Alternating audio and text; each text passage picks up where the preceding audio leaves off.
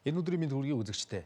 Сүүлийн жилүүдэд улс төрчид, эдийн засагчид, судлаачид төсвийг дээрээсээ доошоо биш, доороосоо дээшээ буюу иргэдийн оролцоотой байлгая гэдэг санал санаачлагаар илүү их төвлөрч, энэ хүрээнд шинжлэлийн засгийн газар энэ жилээс буюу 2013 оны 1-р сарын 1-ээс төсвийн тухай шинэ хуулийн хүрээнд төсвийг ил тод нээлттэй болгох байдлаар иргэдийн оролцоотойгоор төсвөө зохиодог байя гэдэг алхмыг хийж эхэллээ.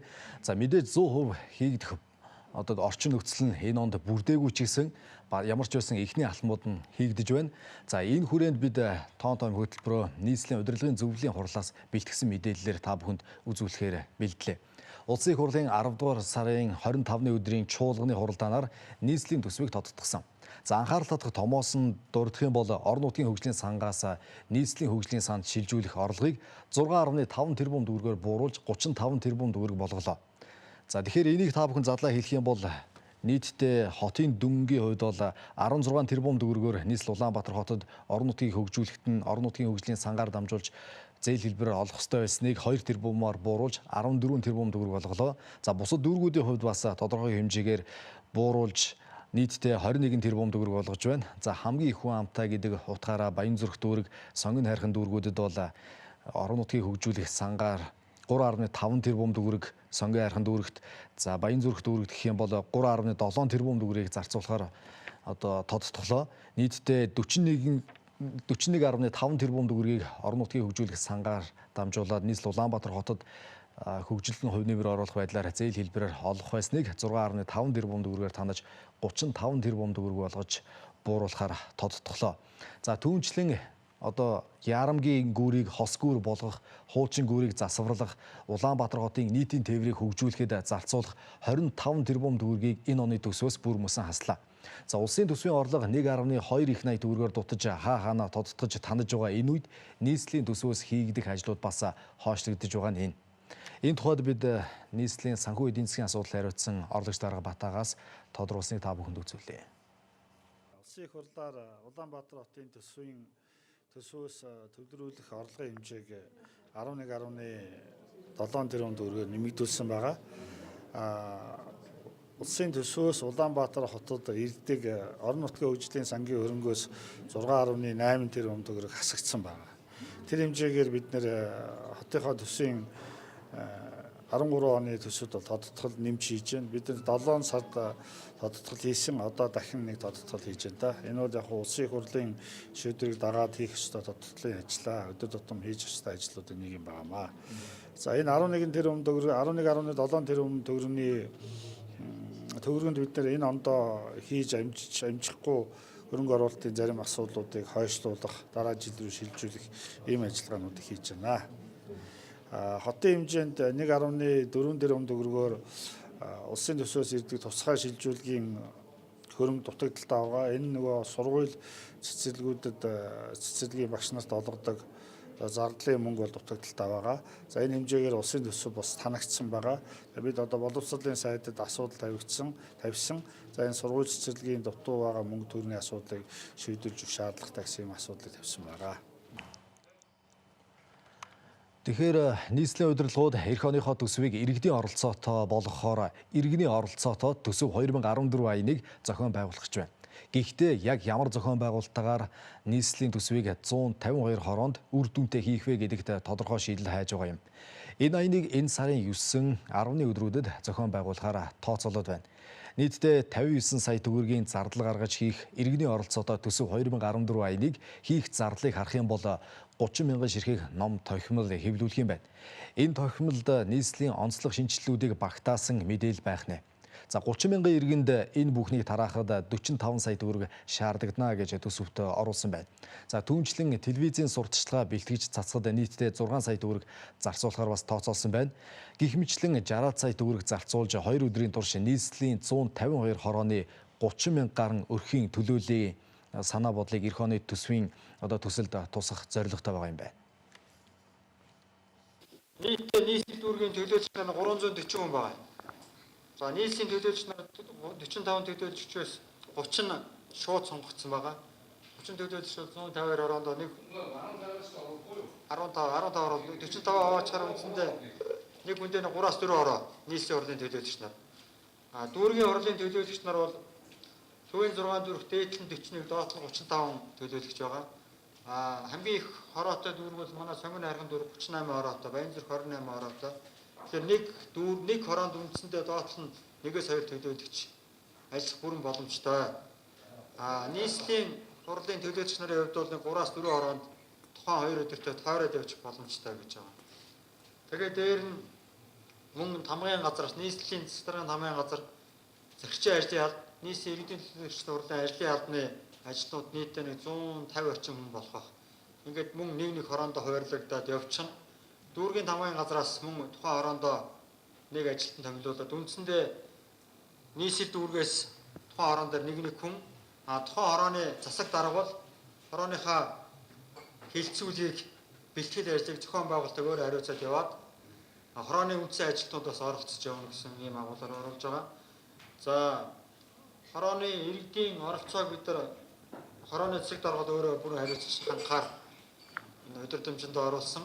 Үндсэндээ бид нар 10 өрхөөс 1 гэдэг агуулгаараа нийслэлийн хувьд бол нийтдээ 330 орчим мянган өрхтэй. Тэгээд доотлол нэг хорон дээр дунджаар 200 өрхийн төлөөл орох гэдэг агуулгаараа бид нар 30 мянган иргэн оролцсон гэсэн өрсөн төлөвтэйгээр бид нар 30 мянган хүн хилцүүлэх оролцсон гэдэг агуулгаараа материалаа бэлтгэхээр тооцож төсвөө хийсэн. За нийслэлийн төсвийг хороо бүрт очиж тайлбарлаж танилцуулах гол хүмүүс нь нийслэлийн иргэдийн хурлын төлөөлөгчд байхаар тусгасан нь бас учир дутагдaltaй гэж нийслэлийн иргэдийн хурлын дарга Баттулга үзлээ. За шалтгаан нь нийслэлийн хурлын төлөөлөгчд хэд ус төржүүлж сонгогчдийнхоо өмнө таалагдах оноо цуглуулах яриа хөөрэ болоод өнгөрөх талтай. За яг төсвийн гол цөм мэдээллийг хүргэж нийслэлээс боловсруулсан төсвийг унгахчих юм биш үү гэж бас харж байгаа юм. Хин танилцуулбэ. Яг албанчаад энэ бол төлөөлөгчдөр бол энийг ярихгүй шүү дээ. Хаалгач. Цаадуусан зүгээр төлөөлөгчдийн ярьдаг юмыг л яг манай орон тийм ярьдаг гэдэг байж байгаа. Тэгэхээр энийг хин нэгэн захиргааны албанчаад тийм хамгийн газрын нэг хүн очиж ярина да. Очиж ярих нь юм бэ? Тайлбарлана. Бидний хийсэн өдөртөмжөөр бол үндсэндээ яг тэр хороон дээр ажиллах нийслэл дүүргийн төлөөлөгч нар танилцуулна гэсэн. Төлөөлөгч нар юм уу? Төлөөлөгч нар. Төлөөлөгчдөр өөрийн болох нэг шинийг. Харин өөрийн болох бол зорилгоор 7 доо бид семинар хийнэ гэж байгаа. Тийм. За тэгэхээр хүн болгоны чадвар өөр. Гараа авлага. Хүн болгоны идэвхөр. Зарим нэг нь өөрийн болгоод ирнэ, зарим нэг нь холион мандынгийн утгам. Тэ? Зарим нэг нь ус төрж жоо хайчихна.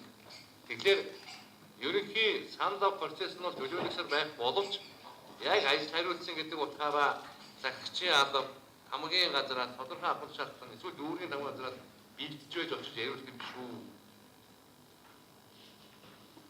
Ингэсэн Баттулга Тэр наад чинь 150 тийм олон яагаад төлөөлөгчдийг яагаад одоо оролцуулж байгаа юм бэ гэхээр нэгдүгээр бол төлөөлөгчдийн уг нь ерөөсөө сонгогчдынхаа өмнөөс үүр тийм ээ. Хоёрдугаарт нь бол төлөөлөгчд өөрсдөө байдлаа иргэдтэйгээ адилхан бас нягтлж ярилцах хэрэгтэй гэдэг байхгүй юу? Тэгэхгүй бол төлөөлөгчдийг энэ хариуцлагаас хөндөрүүлжтэй зэрэг харин төлөөлөгчд одоо зүгээр цээжний бангаар дураараа ямарай, дураараа асуудал тавиад тэгээд зүгээр нэг тийм улс төрийн оноо хоцох гэж энэ төр дээр яриад ингээд ерөөсөө болдоггүй. Яг одоо танаа тэр хороо төр чинь таны тэр ажиллах газар чинь байдал яг ямар байна? Юу шийдэж байна? Жишээ нь бол одоо би энд хэд нэг юм гараад ирлээ. Төсвийн хуулиар бол нөгөө заавал зураг төсөвтэй байж ажил төсөвт ордог гэсэн. Гэтэл тэндээ ярилцлага дээр мэдээ тийм юм байхгүй шүү дээ. Тэгэхээр бид иргэдэд ойлгуулах ёстой байхгүй юу? За энэ бол бидний нөгөө зураг төслийг хийж хэрэгжүүлэх ажлын төлөвлөгөөнд орно гэдгийг ойлгуулах ийм шаардлагатай болж байна.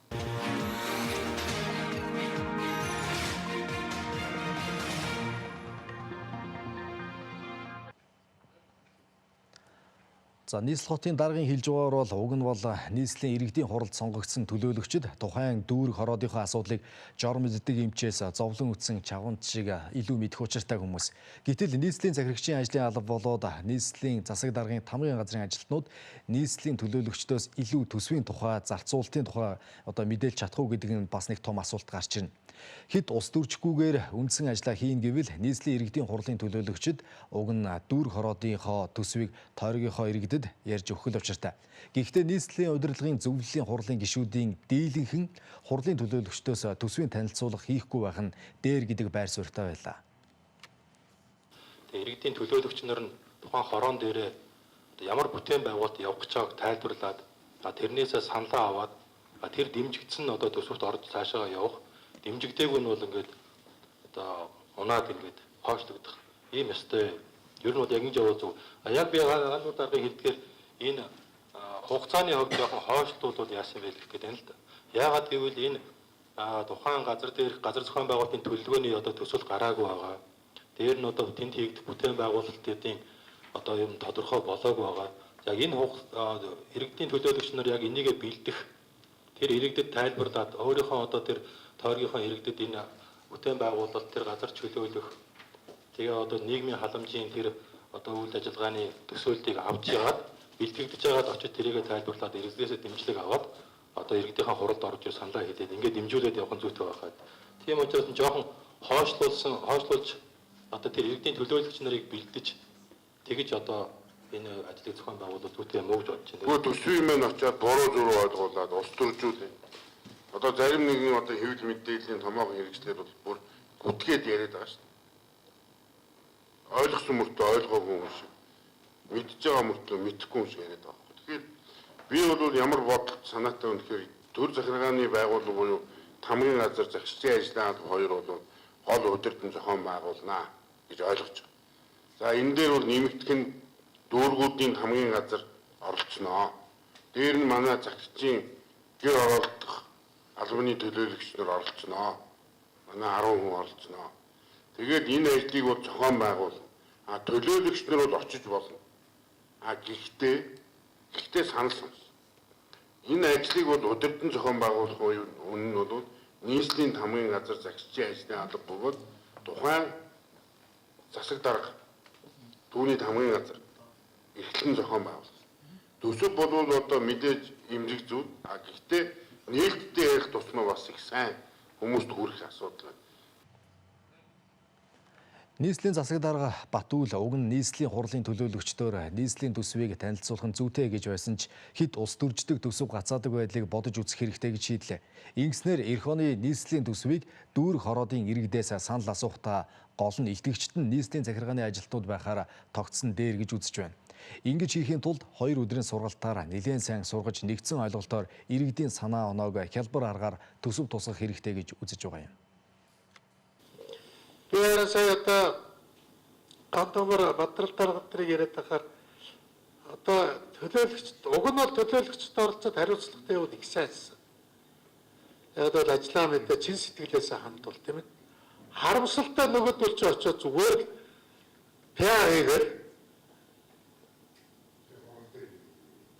тэгээд ерөөсөө бүр очоод ерөөсөө юу ч шулгаад тэгээд бид нар баахан мөнгө зараа ийдсэн. Тэгээд баахан популистийн бариад ороод ирдэг. За өөр улс төрийн зорилготой нь бол энд бид юу ч гэж хэлээд улс төрийн зорилгоо хийн шүү дээ. Тэр бол тийм сайхан энгэр засаад өгчихсөн. Хүн цуглуулсан байхад бол улс төрөө хийдэггүй хүн ч гэж ирнэ. Эдгээр юм байхгүй. За тэгээд манай их хурлын гишүүд эдгээр очивол тэнд чинь бол зүгээр таанцлал гараад явчих шүү дээ. Тэгээд бид нар нэг ажлын үйлээгээд гайхаад үлдсэн хэдүүлээ. Ийм эрсдлээ төлөөлөгч их хурлын гишүүд.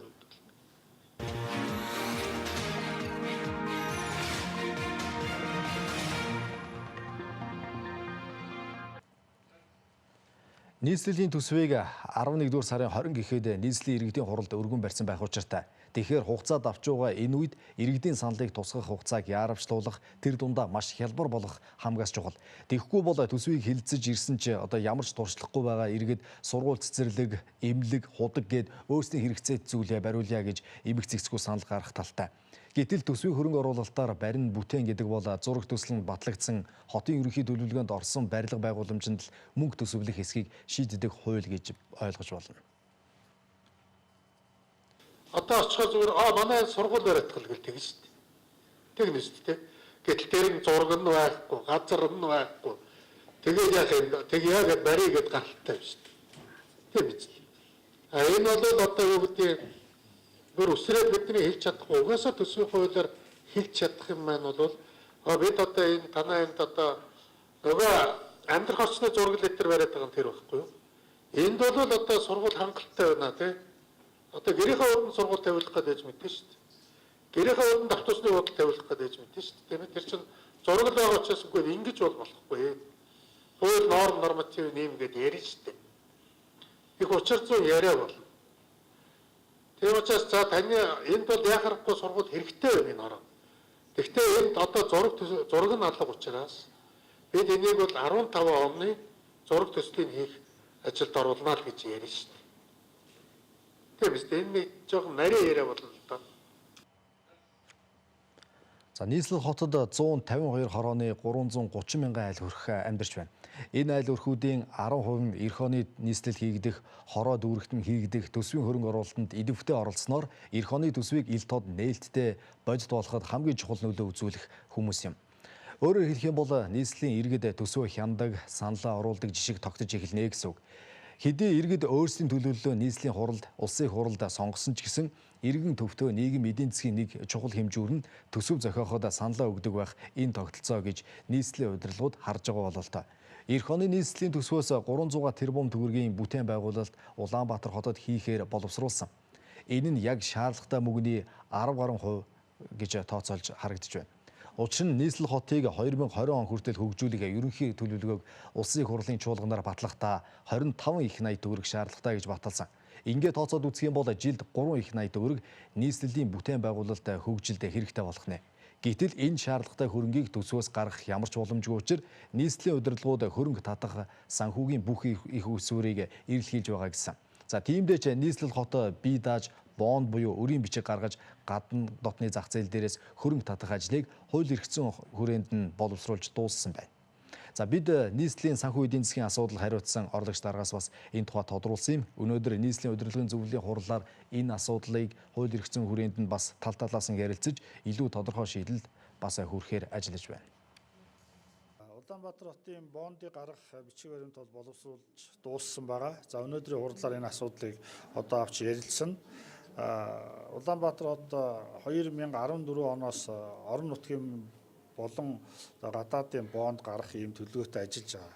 Одоо бол бондын бичиг баримтууд бүгд бэлэн болсон байгаа. Одоо танилцуулаад ингээд хэлэлцүүлээд дэмжих ийм ажиллагаа явагдана да.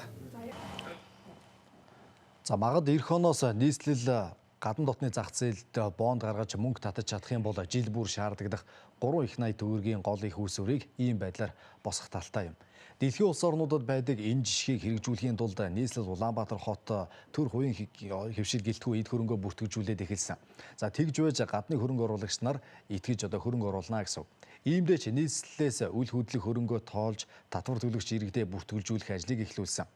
4 жилийн өмнө Монгол Улсын ерөнхийлөгчийн урилгаар нэрт эдийн засагч Бернандо де Сато эрэхтэй Монгол Улсын нийслэл Улаанбаатар хотыг харахтаа бүртэг гэдэг одоо хэллэгийг маш их хэлж байсан. Учир юу вэ гэхээр нийслэл Улаанбаатар хотод амьдарч байгаа 180 мянга орчим гэр хорооллын айл өрхүүдийг ёстол жихэн алтан дээр суусан гуйлагчин гэдэг одоо байдлаар өөрийнхөө хэлж байсан. Учир юу вэ гэхээр энэ их газрын баялаг хашаа хороог бас бүртгэжүүлээд эдийн засгийн эргэлтэнд оруулах нөхцөл боломж одоо хангалттай байна гэдгийг хэлж байсан юм.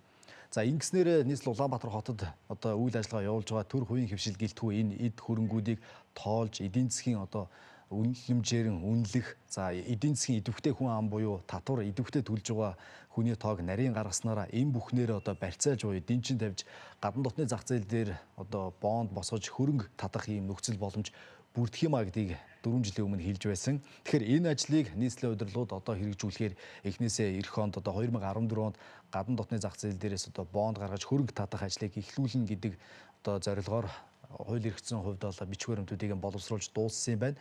Их өнөөдөр нийслэлийн удирдлагын зөвлөлийн хуралдаанаар бонд болоод энэ онд нийслэлийн төсвийг тодотгосон байдлаар болоод за эх онд төсвийг ил тод нээлттэй болох тал дээр хороо дүүрэг бүрт эх оныхоо төсвийг иргэдийн оролцоотойгоор санаачлагыг авах энийг өрнүүлэх гэж байгаа юм байна.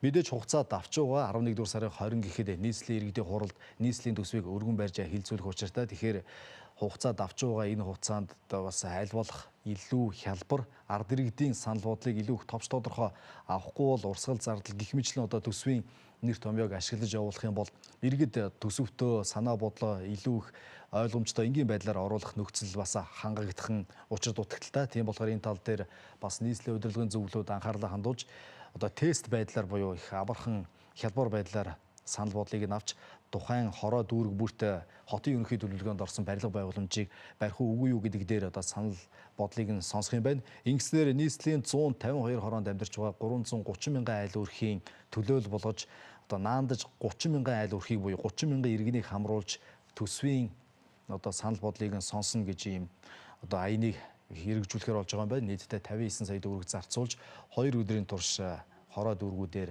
нийслэлийн удирдлагууд болоод нийслэлийн одоо хурлын төлөөлөгчид бас улсын их хурлын гишүүд ажиллаж төсвийн тухай ил тод мэдээллийг сонгогч нартаа болоод тойргийнхоо иргэдэд хүргэж ажиллах юм байна. Үзэгч та бүхэн тоон том хөтөлбөр нийслэлийн төсөвтэй холбоотой мэдээллийг тоомлож үзүүллээ. Анхаарлаа хандуулсанд баярлалаа.